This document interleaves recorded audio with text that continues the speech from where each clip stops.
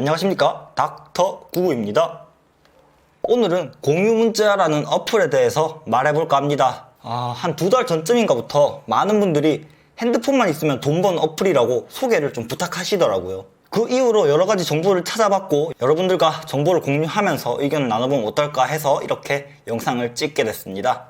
공유문자는 핸드폰 무제한 이용자들의 남는 문자를 소상공인들이 홍보할 때 저렴하게 사용할 수 있도록 하여 서로 이득을 볼 수 있도록 하는 그런 어플입니다. 공유문자 어플의 취지를 보면 그 누구도 반박할 수 없을 정도로 정말 좋은 어플입니다. 요즘은 카카오톡이나 페이스북 메시지, 인스타그램, DM 같은 무료 메신저 앱을 이용하고 무제한 요금제를 쓰시는 분들이 많기 때문에 아무래도 문자는 거의 이용을 하지 않게 됩니다. 이렇게 이용되지 못하고 남는 문자를 소상공인들이 저렴하게 홍보를 위해 사용하고 우리는 어차피 안 쓰는 남는 문자를 팔아서 무료로 돈을 벌 수 있기 때문에 아무것도 안 하면서 돈 벌 수 있는 어플, 소상공인, 자영업자와 상생하는 어플로 많이들 소개가 되고 있습니다. 남는 문자 한 건당 1원이 적립되며 내 하부 추천인들의 적립 금액도 받을 수 있어서 공유 경제를 실천할 수 있다고 합니다. 이렇게 해서 모은 포인트는 매달 출금이 가능한데 그렇다면 진짜 수익이 나는지 진짜로 출금이 되는지 한번 봅시다. 일단 수익 인증에 앞서 시청자분들에게 양해 말씀을 드리겠습니다. 해당 어플은 통신 3사의 핸드폰 무제한 이용자만 이용이 가능하며 저는 알뜰폰을 이용하고 있기 때문에 공유문자 어플 이용이 어렵습니다.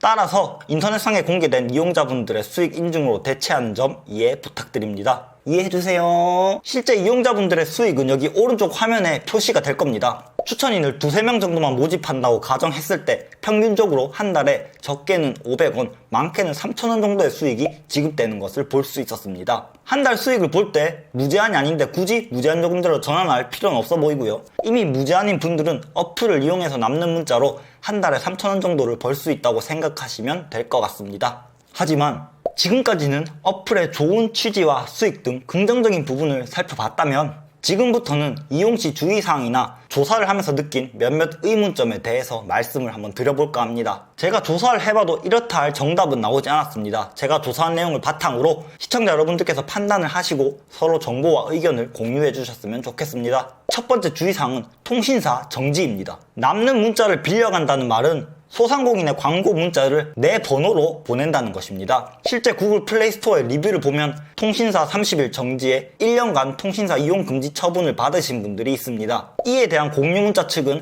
대기업 통신사의 가짜 스팸 횡포라며 스팸 문자가 아닌데 통신사가 스팸 문자로 판단을 해서 처리한 결과다. 이건 부당하다라는 답변을 제시합니다. 뿐만 아니라 이렇게 신고당한 사람과 통신사를 죄 없이 간첩죄로 잡혀든 선량한 시민과 아무 증거 없이 잡아든 국정원에 비유를 합니다. 공유문자 공식 카페에서도 마찬가지로 이를 대기업 통신사의 횡포라고만 말하고 있습니다. 하지만 정작 중요한 내용인 이렇게 통신사에게 이용정지 처분을 받으면 어떻게 대응을 해야 하는지, 이용정지 처분을 받지 않기 위해서는 어떻게 해야 하는지 이런 가이드라인을 제시해주는 게 아니라 어플에서 로그아웃을 하면 우리가 알아서 할게 라는 답변만 제시합니다. 그 외에 공유문자 공식 카페 어디를 살펴봐도 대기업의 횡포로 전국 700만 소상공인이 피해를 보고 있다는 말만 있을 뿐입니다. 심지어 무슨 이유에선지 몰라도 현재 공유문자 어플은 구글 플레이 스토어에서 삭제된 상태입니다. 정말 이들의 말대로 대기업의 횡포로 선량한 소상공인들이 막대한 피해를 보고 있는 것일까요? 공유문자 업체 측에서 제시한 소상공인 문자 예시입니다. 마케팅에 동의한 분들에게만 전송된 내용이기 때문에 스팸 문자가 아니라고 주장을 하는데요. 그러나 요즘 사실 마케팅 동의는 본인도 모르게 하게 되는 것이 현실입니다. 여러분들은 이 문자 내용이 스팸이 아니라고 생각을 하시나요? 만약 본인이 핸드폰 번호를 바꿨는데 이런 문자 내용을 받게 되면 소상공인의 문자니까 너그럽게 이해를 할 수가 있을까요? 아니면 스팸 문자로 신고를 할까요? 조금만 더 우리 현실적으로 생각을 해봅시다. 카페 공지사항을 보면 대기업의 횡포로 700만 명의 소상공인들이 피해를 보고 있다고 말을 하는데 이건 전형적인 성급한 일반화의 오류이며 이런 광고 문자를 보내지 않는 소상공인들이 훨씬 더 많습니다. 저조차도 이런 광고 문자를 받아본 적이 없고요. 이상한 스팸 문자나 계속 받지. 인정하시죠? 자꾸만 대기업은 가해자고 소상공인은 피해자라는 무언의 프레임을 씌운다는 기분이 듭니다. 사실 통신사는 문자를 받은 사람의 신고가 있어야지 스팸 처리를 하고요. 공유문자 어플에서 정당하다고 주장하는 소상공인들의 광고 문자를 받은 사람 중 누군가는 이 문자가 싫어서 이 문자를 스팸으로 인식하기 때문에 신고를 했겠죠. 스팸 문자의 정의를 살펴보면 불특정 다수의 휴대전화나 스마트폰 따위에 보내는 광고성 문자 메시지입니다. 번호가 바뀌었든 간에 잘못 문자가 전송됐든 간에 어쨌든 본인이 받기 싫은 문자를 받았다면 그 문자는 소상공인이 보냈든 누가 보냈든 당사자에겐 스팸 문자가 되는 것입니다. 홍보물로 사용되는 사진을 보시면 중소기업 경영지원연구소라는 곳에서 소상공인과 남는 문자 보유자들을 이어준다고 합니다. 도대체 이렇게 착한 일을 하는 중소기업 경영지원연구소는 어떤 기업일까요? 저는 처음에 이름만 보고 국가에서 운영하는 기관인 줄 알았습니다. 하지만 찾아보니까 통신판매업자로 신고가 되어 있는 사기업이더라고요. 구인구직 사이트인 잡코리아에는 이 기업이 IT 컨설팅 관련 중소기업으로 등록이 되어 있습니다. 좀 더 자세한 정보를 알아보기 위해 홈페이지로 들어가 봤습니다.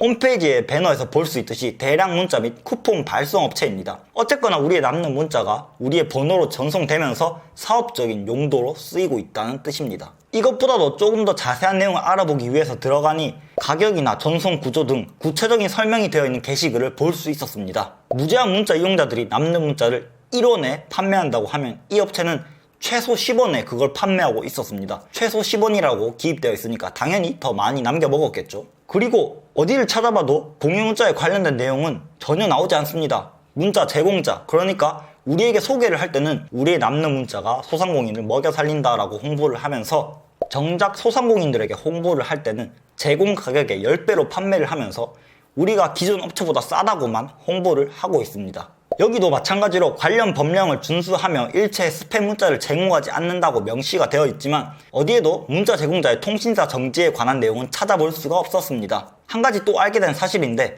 문자 제공자인 우리가 공유문자라는 어플을 사용한다면 문자를 제공받길 원하는 그런 업체들은 나만의 단골집이라는 어플을 사용하는가 봅니다. 그런데 홍보 내용을 살펴보니까 우리가 알던 내용과는 좀 다른 내용이 있더라고요. 소상공인들만 이 문자를 구매할 수 있는 것이 아니라 보험 설계사, 대리운전기사는 물론 불특정 다수의 고객의 정보가 필요한 온라인 영업자나 인터넷 쇼핑몰도 이 문자 업체를 이용한다는 것이었습니다. 또한 어플의 홍보 내용을 보면 추천인들과 수익을 공유할 수 있어서 완벽한 공유 경제를 실천할 수 있다고 합니다. 그 내용을 잠깐 살펴보겠습니다.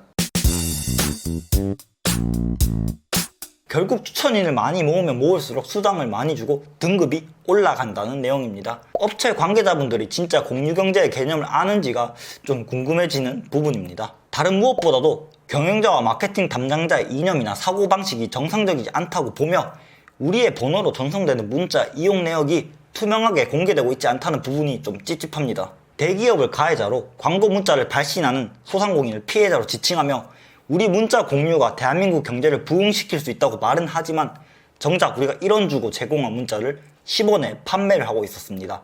그 문자로 인해서 받는 통신사 정지 등의 불이익은 다 문자 제공자인 우리가 책임을 져야 하고요. 단순히 남는 문자를 판매한다는 것을 넘어서 문자 전송에 관한 모든 권리를 업체 측에 넘겨서 내 번호로 문자가 제공된다라는 사실을 잊지 않으셨으면 좋겠습니다. 우리 핸드폰 번호가 어떻게 쓰이는지, 정확히 어떤 업체한테 어떤 방식으로 제공되는지는 알려줄 수 없다는 답변만이 반복됩니다. 어플의 사용 여부는 시청자 여러분들의 판단에 맡기겠습니다. 어플을 이용할 예정이시거나 어플을 이용하고 계신 분들이라도 상관없습니다. 오늘 제가 제공드린 정보를 토대로 추가적인 정보가 있거나 의견이 있으시다면 댓글로 정보 공유를 해주셔서 만일에 생길 피해 예방을 도와주시기 바랍니다. 오늘도 제 영상을 시청해주셔서 진심으로 감사드립니다. 영상을 잘 보셨다면 구독과 좋아요는 하지 않으셔도 됩니다. 이만 인사 올리겠습니다. 저는 닥터99입니다. 뿅.